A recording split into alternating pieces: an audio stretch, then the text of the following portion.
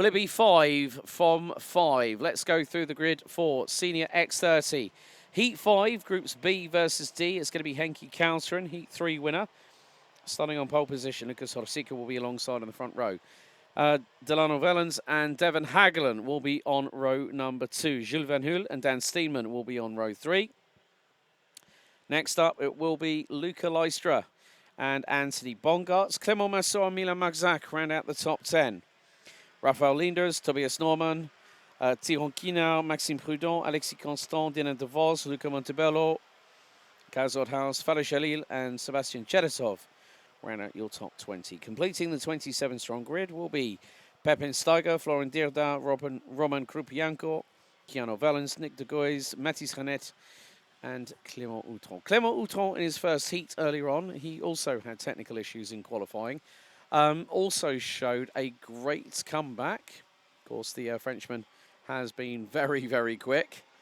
But let's see if that trend can continue in this 10-minute plus an additional lap heat. We'll have Heat 6 coming up next, which will be Groups A versus E, and then we'll have another slightly longer break to whet everyone's appetite watching at home for the final 3 qualifying heats of today. And then we will be, it's going to be a long day. It is Championship Saturday tomorrow for both X30 Senior and X30 Junior, despite the latter champion already having been decided 1 round before the end of the season. And with regards to Junior and Senior X30 last year, both titles went down to the last race of the season, and that was the A final. Maybe we're going to have the same thing happen with X30 Senior this year. Le tour de formation qui va toucher à sa fin dans quelques instants avec, vous l'avez entendu, Henki Kalteren qui va s'élancer depuis la pole position. Il avait remporté sa manche qualificative tout à l'heure dans le groupe B. Il avait remporté face aux concurrents du groupe A. Si mes souvenirs sont bons, c'est effectivement ça, on vous le confirme. Et donc Henki Kalteren qui va tenter de remporter une deuxième victoire, ce que n'est pas parvenu à faire Tibor Ramakers dans la manche précédente. Il sera peut-être le premier à réaliser cet exploit ce week-end. Réponse dans 10 minutes et un tour. Le départ qui est donné, les feux qui s'éteignent.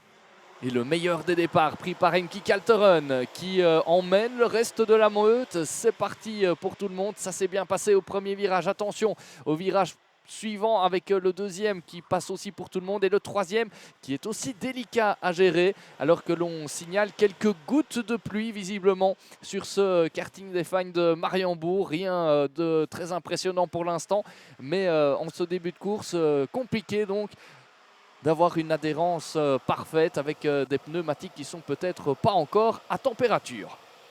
Yeah, I did notice a little bit earlier on we did have a small spittle of rain, and now if it starts coming in, there are spots of water on the commentary box windows, Simon.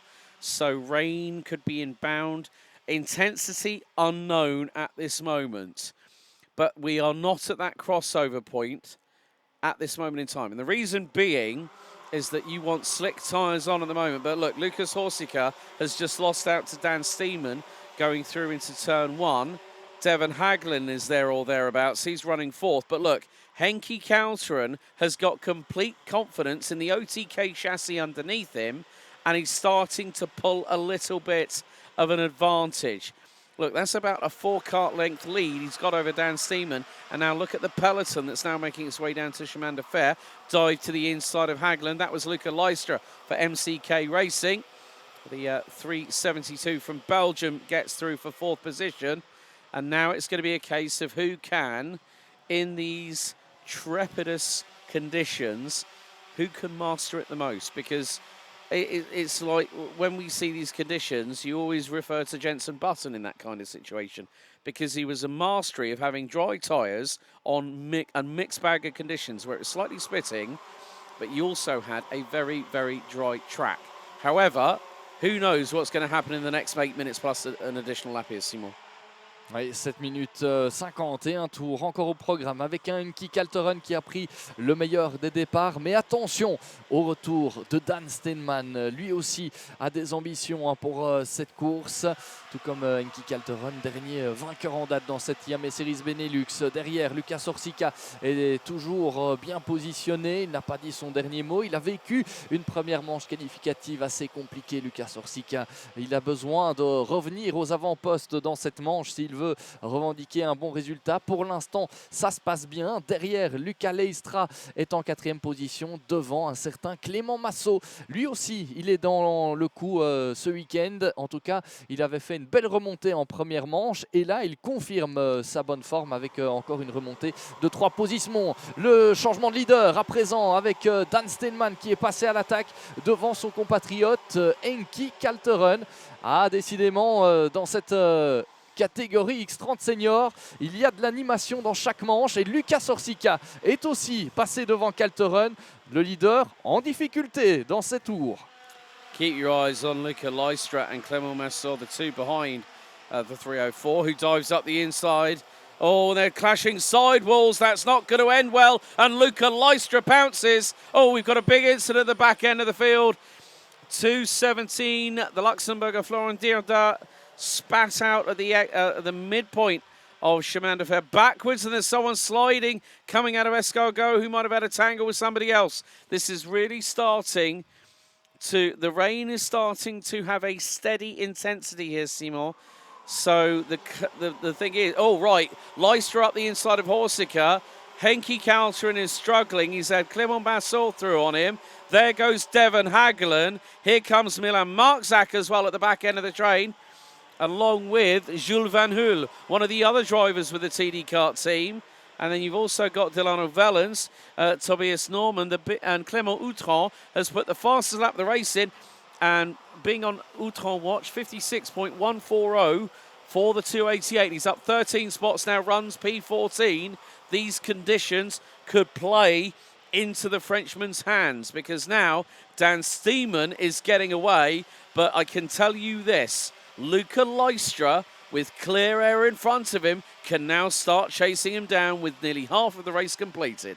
La réalité d'un tour qui n'est pas celle du suivant avec Dan Steenman qui était en 2e position. L'attaque de Clément Massot pour passer en 3e position par rapport à Lucas Orsica. Rétrogradé donc à la 4e position, on le disait. Dan Steenman qui a pris le leadership à Henki Kalteren qui a été mis en difficulté. Et regardez Henki Kalteren, il est toujours dans le top 10 en 6e position, mais il était juste à l'instant sous la menace de Milan Marczak. Décidément, on le disait, la réalité d'un tour qui n'est pas celle du suivant et ça se confirme encore ici avec celui qui partait depuis la pole position, Henki Kalteren, qui avait l'ambition de réaliser un parcours sans faute ce vendredi. Eh bien, ce sera finalement plus compliqué que prévu avec un Dan Steenman qui est désormais en tête avec quelques longueurs d'avance sur Luca Leistra et désormais Clément Massot. Yeah, also I saw Milan Marczak swarming all over the back bumper of Henki Kalteren. Quite significantly, trying to get through, and now up the inside, Davin Hagelen, up the inside he goes. That's through on Lucas Orsica.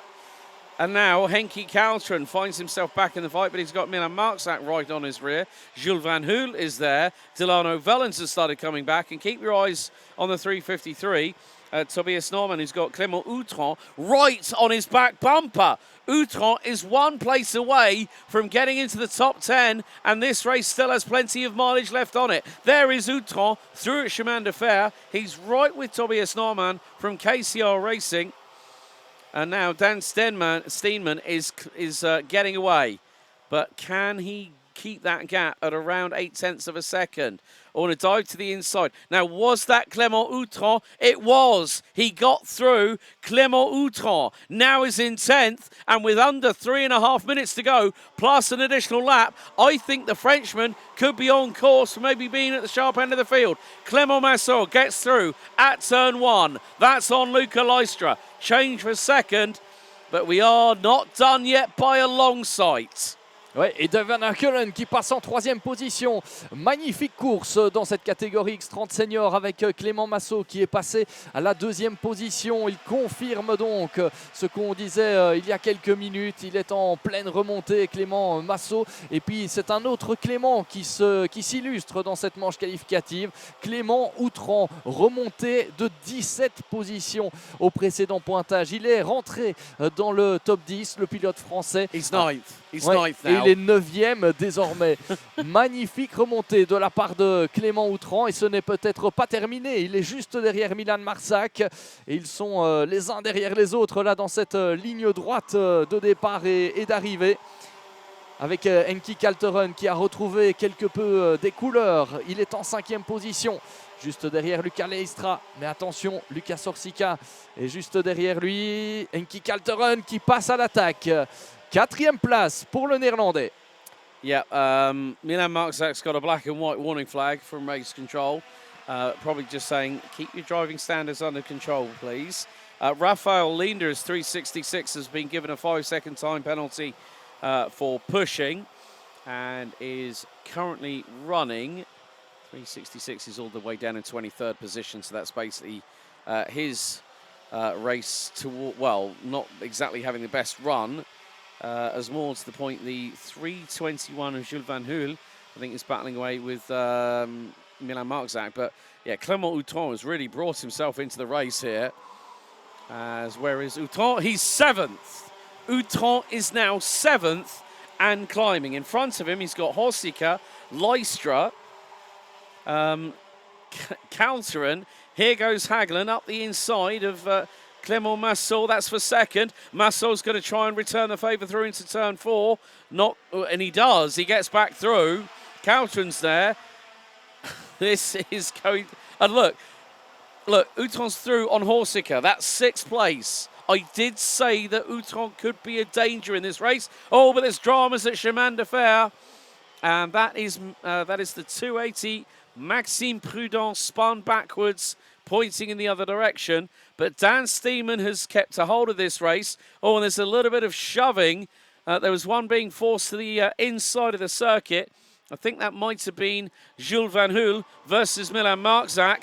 And here goes Henki Kalteren to the inside, nibbles the curves at turn 1.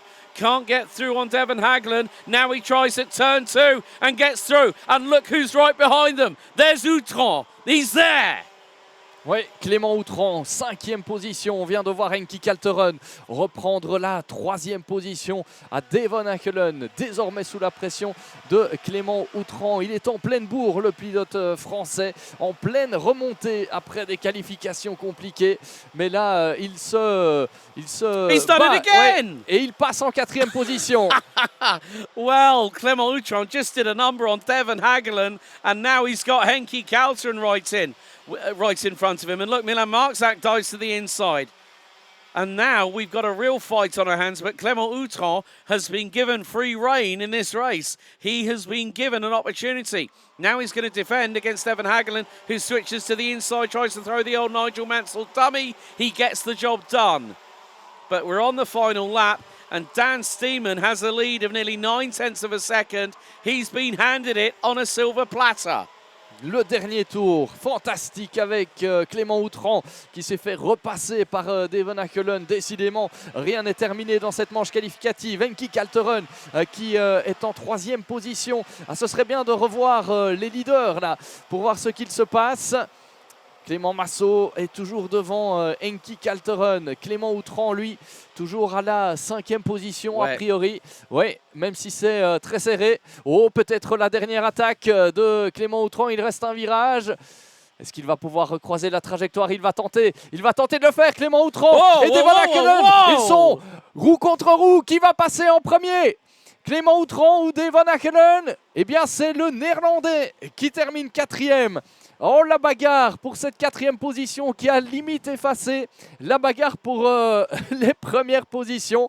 Mais en tout cas, on peut vous dire que c'est Dan Steenman qui s'impose dans cette manche qualificative devant l'excellent Clément Massot, soulignons-le.